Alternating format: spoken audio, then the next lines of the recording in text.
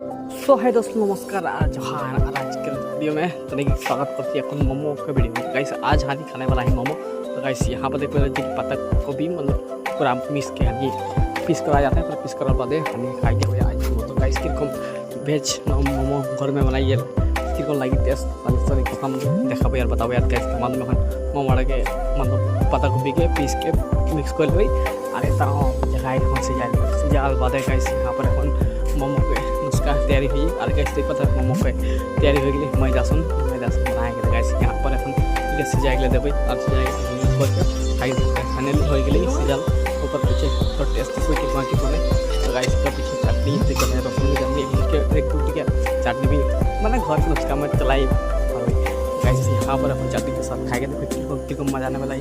तो बहुत घरे बनाए के मतलब बनी सिस्टर बनाए घरे तो ये दे मोमो चटनी टमाटो सॉस आलू चटनी के इगला से खाएंगे।